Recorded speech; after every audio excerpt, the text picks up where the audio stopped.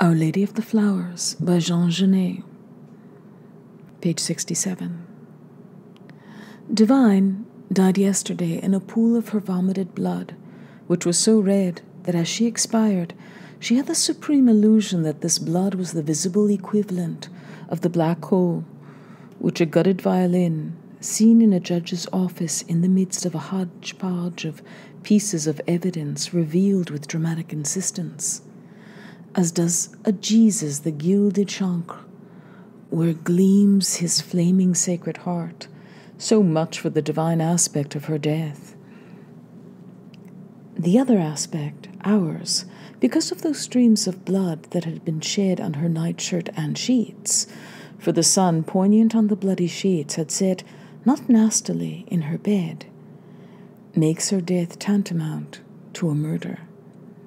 Divine died wholly and murdered by consumption.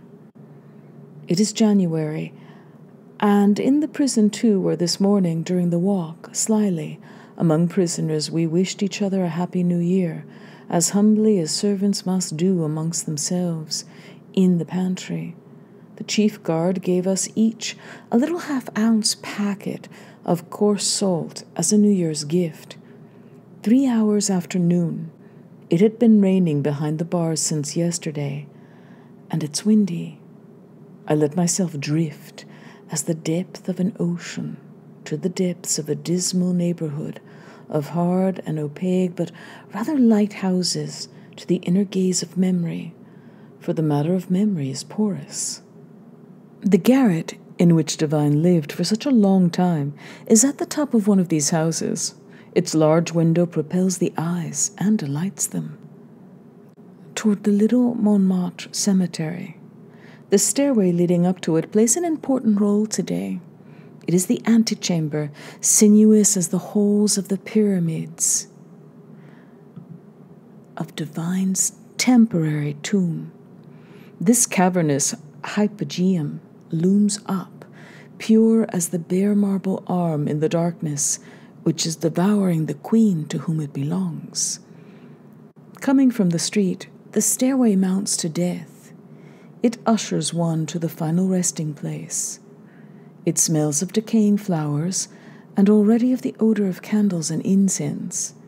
It rises into the shadow. From floor to floor it dwindles and darkens, until at the top it is no more than an illusion, blending with the azure. This is Divine's landing. While in the street, beneath the black halos of the tiny umbrellas, which they are holding in one hand like bouquets, Mimosa 1, Mimosa 2, Mimosa the half-4, First Communion, Angela, Milord, Castagnette, Regine, in short, a host, a still long litany of creatures who are glittering names, are waiting, and in the other hand are carrying, like umbrellas, little bouquets of violets, which make one of them lose herself, for example, in a reverie, from which she will emerge bewildered and quite dumbfounded with nobility. For she, let us say First Communion, remembers the article, thrilling as a song from the other world, from our world too, in which an evening paper, thereby embalmed, stated, quote, "The black velvet rug of the Hotel Crillon, where lay the silver and ebony coffin containing the embalmed body of the Princess of Monaco, was strewn with Parma violets." End quote. First Communion was chilly. She thrust her chin forward as great ladies do. Then she drew it in and wrapped herself in the folds of a story, born of her desires, and taking into account, so as to magnify them, all the mishaps of her drab existence, in which she was dead and a princess. The rain favored her flight. Girl queens were carrying wreaths of glass beads, the very kind I make in my cell, to which they bring the odor of wet moss and the memory of the trail of slime left on the white stones of my village cemetery by snails and slugs. And all of them, the girl queens and boy queens, the aunties, fags, and Nellies of whom I am speaking, are assembled at the foot of the stairway. The girl queens are huddled together, chattering and chirping around the boy queens, who are straight, motionless, and vertiginous and silent as branches. All are dressed in black, trousers, jacket, and overcoat, but their faces, young or old, smooth or crinkly, are divided into quarters of color, like a coat of arms. It is raining. With the patter of the rain is mingled, "Poor Divine!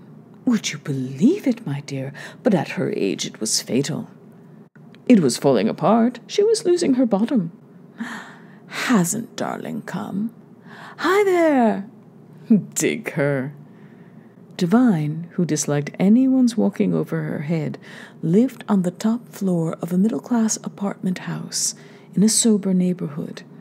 It was at the foot of this house that the crowd belonging to this backstage conversation shuffled about. Any minute now the hearse, drawn perhaps by a black horse, will come to take away Divine's remains and carry them to the church. Then here, close by, to the little Montmartre cemetery, which the procession will enter by the Avenue Rachel. The eternal passed by in the form of a pimp. The prattle ceased. Bare-headed and very elegant, simple and smiling, simple and supple, Darling Daintyfoot arrived. There was in his supple bearing the weighty magnificence of the barbarian who tramples choice furs beneath his muddy boots. The torso on his hips was a king on a throne.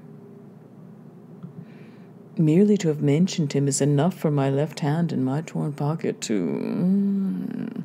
And the memory of Darling will not leave me until I have completed my gesture.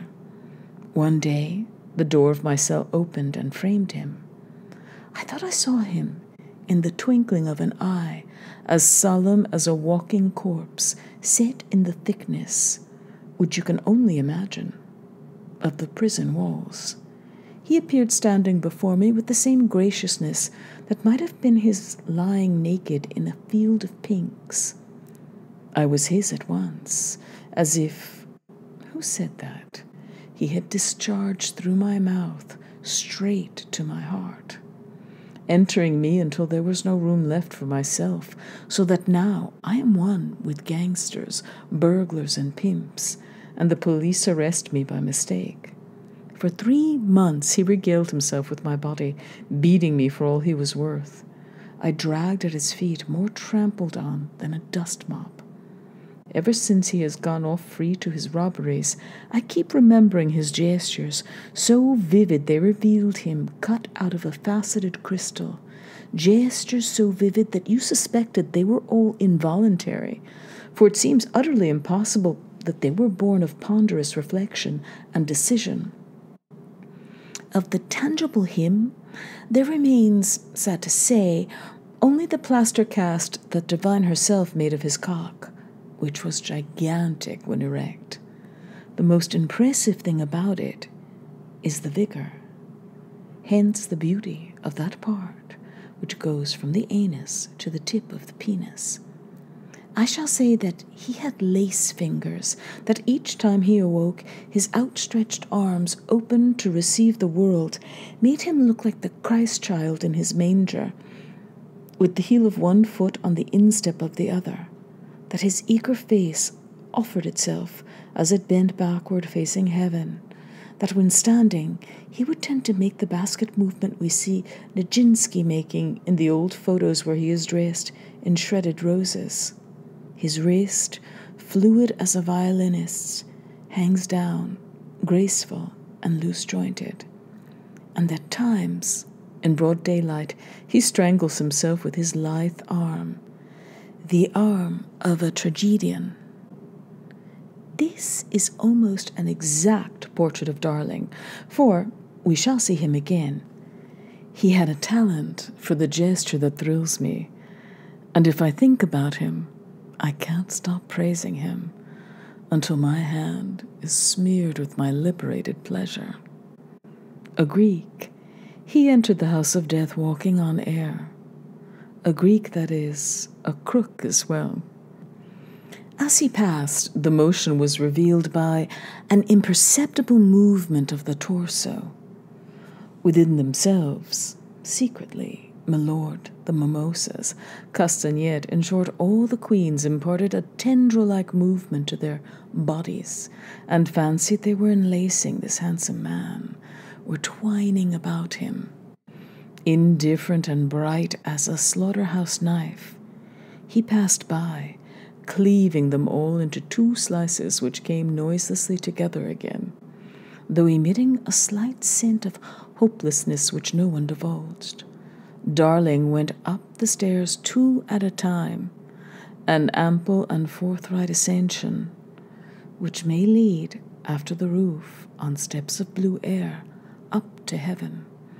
In the garret, less mysterious since death had converted it into a vault, it was losing its equivocal meaning, was again assuming in all its purity that air of incoherent gratuity that these funereal and mysterious objects, these mortuary objects, lent it.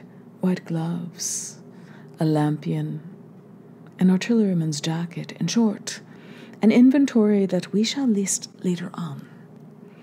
The only one to sigh in her mourning veils was Divine's mother, Ernestine. She is old, but now at last the wonderful long-awaited opportunity does not escape her.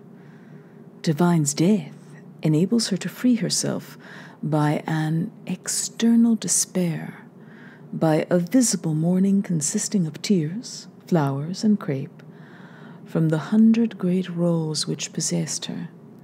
The opportunity slipped between her fingers at the time of an illness which I shall tell about, when Divine, the gay-time girl, was still just a village youngster, named Louis Goulafroy. From his sick bed, he looked at the room where an angel, once again this word disturbs me, attracts me, and sickens me. If they have wings, do they have teeth? Do they fly with such heavy wings, feathered wings? Those mysterious wings, and scented without wonder their angels' names, which they change if they fall. An angel, a soldier dressed in light blue, and a Negro.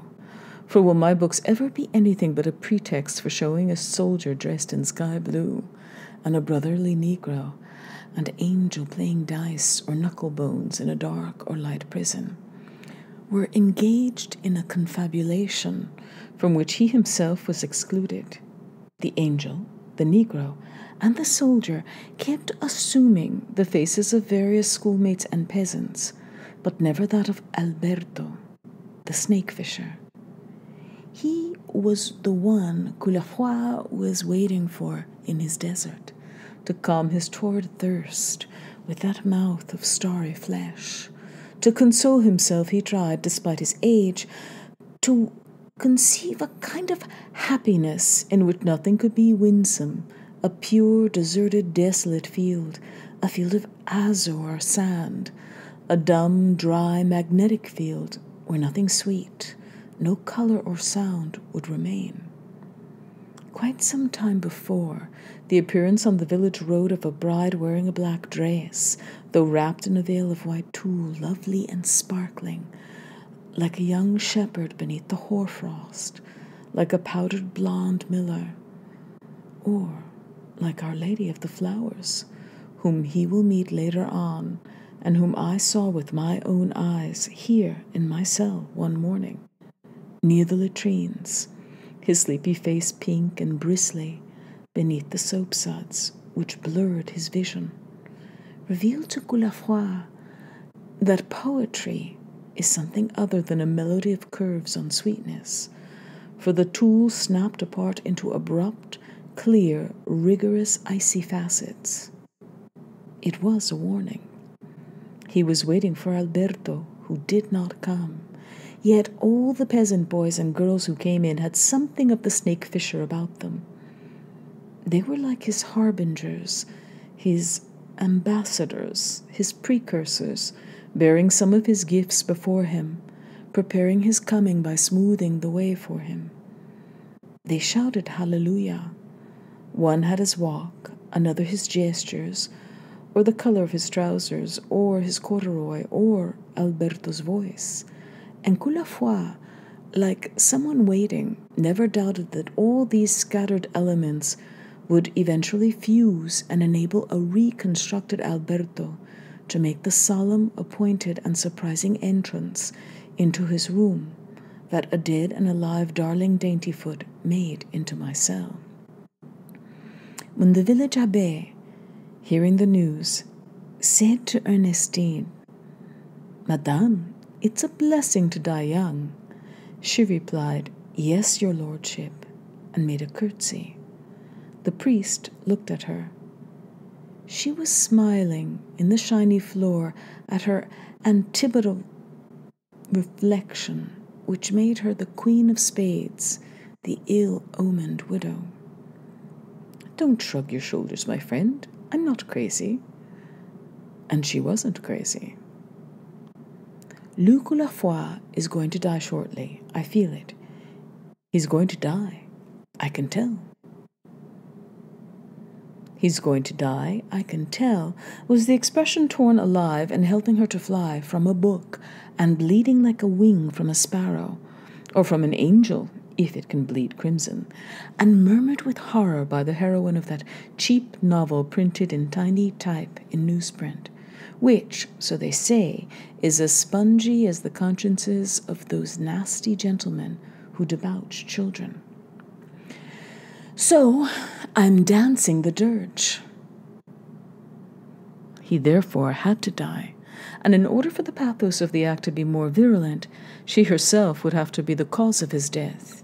Here, to be sure, morality is not involved, nor the fear of prison or of hell. With remarkable precision, the whole mechanism of the drama presented itself to Ernestine's mind, and thereby to mine. She would simulate a suicide. I'll say he killed himself. Ernestine's logic, which is a stage logic, has no relationship with what is called verisimilitude, verisimilitude being the disavowal of unavowable reasons. Let us not be surprised. We shall be all the more astonished. The presence of a huge army revolver at the back of a drawer was enough to dictate her attitude. This is not the first time that things have been the instigators of an act, and must alone bear the fearful, though light responsibility for a crime. This revolver became, or so it seemed, the indispensable accessory of her gesture. It was a continuation of her heroine's outstretched arm. In fact, it haunted her. Since there's no denying it, with a brutality that burned her cheeks, just as the girls of the village were haunted by the brutal swelling of Alberto's thick hands in his pockets. But, just as I myself would be willing to kill only a lithe adolescent in order to bring forth a corpse from his death, though a corpse still warm and a shade sweet to hug, so Ernestine agreed to kill only on condition that she avoid the horror that the here below would not fail to inspire in her. Convulsions, squirting blood and brain, reproaches in the child's dismayed eyes, and the horror of an angelic beyond, or perhaps, to make the moment more stately, she put on her jewels. So, in the past, I would inject my cocaine with a cut-glass syringe shaped like the stopper of a decanter, and put a huge diamond on my index finger. She was not aware that by going about it in this way, she was aggravating her gesture, changing it into an exceptional gesture, the singularity of which threatened to upset everything. Which is what happened. With a kind of smooth sliding, the room descended till it blended with a luxurious apartment, adorned with gold, the walls hung with garnet red velvet, the furniture heavy but toned down with red fail curtains. Here and there were large beveled mirrors adorned with candelabra and their crystal pendants.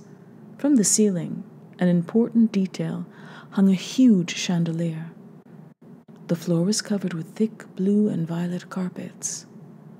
One evening, during her honeymoon in Paris, Ernestine had glimpsed from the street, through the curtains, one of those elegant, well-heated apartments, and as she walked demurely with her arm in her husband's, demurely still, she longed to die there of love. Phenobarbital and flowers, for Teutonic night. Then, as she had already died 4 or 5 times, the apartment had remained available for a drama more serious than her own death. I'm complicating things getting involved, and you're talking of childishness. It is childishness. All prisoners are children, and only children are underhanded, wily, open, and confused. What would top it all, thought Ernestine, would be for him to die in a fashionable city, in Cannes or Venice, so that I could make pilgrimages to it. To stop at a Ritz, bathed by the Adriatic, wife or mistress of a doge.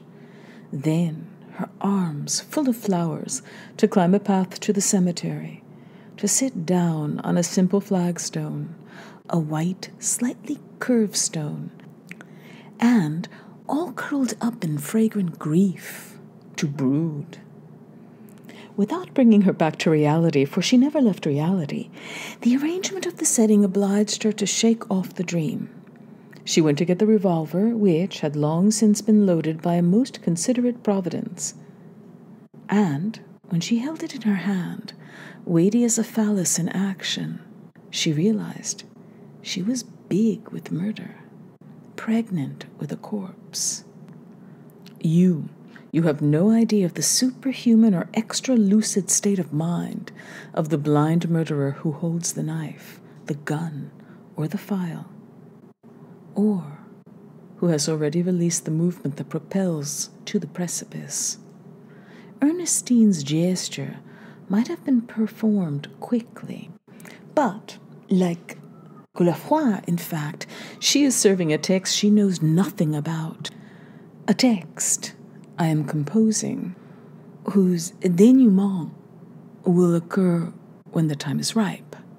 Ernestine is perfectly aware of how ridiculously literary her act is, but that she has to submit to cheap literature makes her even more touching in her own eyes, and ours. In drama, as in all of life, she escapes vainglorious beauty. Every premeditated murder is always governed by a preparatory ceremonial and is always followed by a propitiatory ceremonial. The meaning of both eludes the murderer's mind. Everything is in order. Ernestine has just time to appear before Star Chamber. She fired. The bullet shattered the glass of a frame containing an honorary diploma of her late husband. The noise was frightful. Drugged by sleeping pills, the child heard nothing. Nor did Ernestine. She had fired in the apartment with the garnet red velvet, and the bullet, shattering the beveled mirrors, the pendants, the crystals, the stucco, the stars, tearing the hangings, in short, destroying the structure which collapsed, brought down not sparkling powder and blood, but the crystal of the chandelier and the pendants, a grey ash on the head of Ernestine, who swooned. She came back to her senses amidst the debris of her drama, her hands freed from the revolver which disappeared beneath the bed like an axe at the bottom of a pond, like a prowler into a wall. Her hands, lighter than thoughts, fluttered about her. Since then, she has been waiting. That was how Darling saw her, intoxicated with the tragic. He was intimidated by her, for she was beautiful and seemed mad, but especially because she was beautiful. Did he, who himself was handsome, have to fear her? I'm sorry to say I know too little, nothing, about the secret relations between people who are handsome and know it, and nothing about the seemingly friendly but perhaps hostile contacts between handsome boys. If they smile at each other over a trifle, is there unknown to them some tenderness in their smile, and do they feel its influence in some obscure way? Darling made a clumsy sign of the cross over the coffin. His constraint gave the impression that he was deep in thought, and his constraint was all his grace. Death had placed its mark, which weighs like a lead seal at the bottom of a parchment, on the curtains, the walls, the rugs, particularly on the curtains. They are sensitive. They sense death and echo it like dogs. They bark at death through the folds that open, dark as the mouth and eyes of the masks of Sophocles, or which bulge like the eyelids of Christian ascetics. The blinds were drawn and the candles lighted. Darling, no longer recognizing the attic where he had lived with Divine, behaved like a young man on a visit. His emotions beside the coffin? None. He no longer remembered Divine. The undertaker's assistants arrived almost immediately and saved him from further embarrassment. In the rain, this black cortege, bespangled with multicolored faces and blended with the scent of flowers and rouge, followed the hearse. The flat round umbrellas undulating above the ambulating procession held it suspended between heaven and earth. The passers-by did not even see it, for it was so light that it was already floating 10 yards from the ground. Only the maids and butlers might have noticed it. But at 10 o'clock, the former were bringing the morning chocolate to their mistresses, and the latter were opening the door to early visitors. Besides, the cortege was almost invisible because of its speed. The hearse had wings on its axle. The abbé emerged first into the rain, singing the Dies Irae. He tucked up his cassock and cope, as he had been taught to do at the seminary when the weather was bad. His gesture, though automatic, released within him, with a placenta of nobility, a series of sad and secret creatures. With one of the flaps of the black velvet cope, the velvet from which are made Fantomas masks and those of the Doge's wives, he tried to slip away. But it was the ground that gave way under him, and we shall see the trap into which he fell. Just in time he prevented the cloth from hiding the lower part of his face. Bear in mind that the abbé was young. You could tell under his funereal vestments he had the lithe body of a passionate athlete, which means, in short, that he was in travesty. In the church, the whole funeral service having been merely the "do this in memory of me," approaching the altar on tiptoe, in silence, he had picked the lock of the tabernacle, parted the veil like someone who at midnight parts the double curtains of an alcove, held his breath, seized the ciborium with the caution of an ungloved burglar, and finally, having broken it, swallowed a questionable host.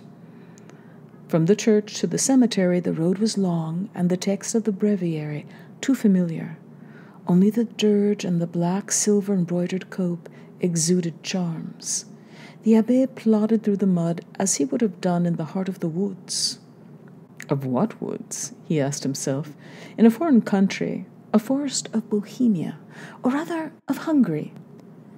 In choosing this country, he was no doubt guided by the precious suspicion that Hungarians are the only Asiates in Europe, Huns, the Hunis, Attila burning the grass, and his soldiers warming between their brutal and colossal thighs, like those, and perhaps even larger than those, of Alberto, Darling, and Gorgi, and their horses' flanks the raw meat that they will eat. It is autumn. It is raining in the Hungarian forest. Every branch that he has to push aside wets the priest's forehead. The only sound is the patter of the drops on the wet leaves. Since it is evening, the woods become more and more alarming. The priest draws the grey coat more tightly about his splendid loins. The great cape, like his cope of today, which envelopes him over there.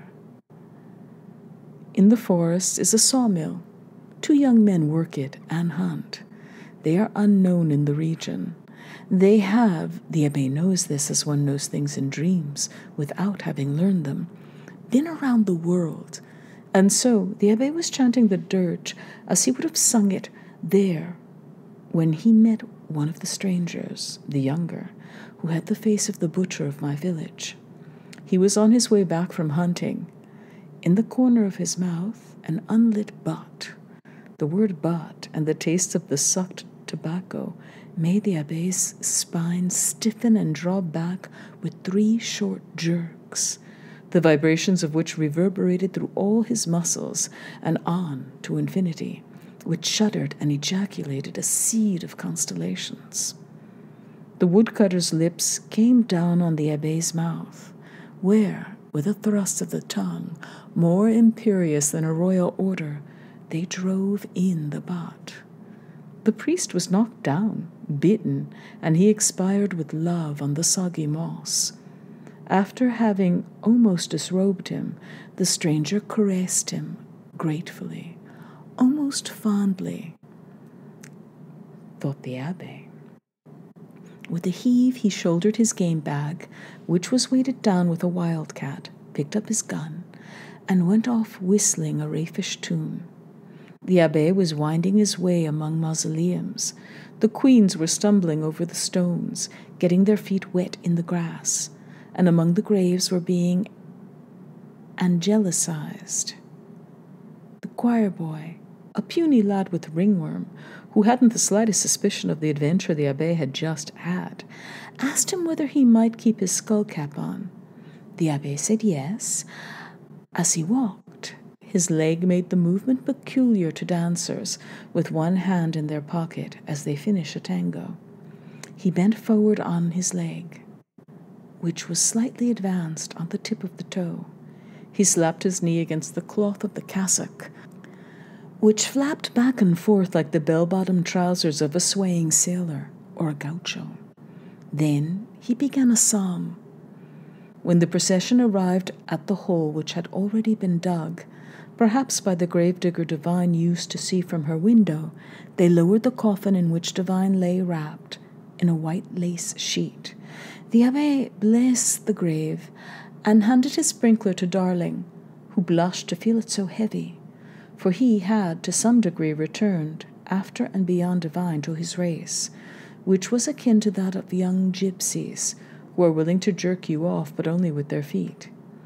Then to the queens, who turned the whole area into a squealing of pretty cries and high giggles. Divine departed as she would have desired, in a mixture of fantasy and sordidness. Divine is dead and buried, is dead and buried. Since Divine is dead, the poet may sing her, may tell her legend, the saga, the annals of Divine.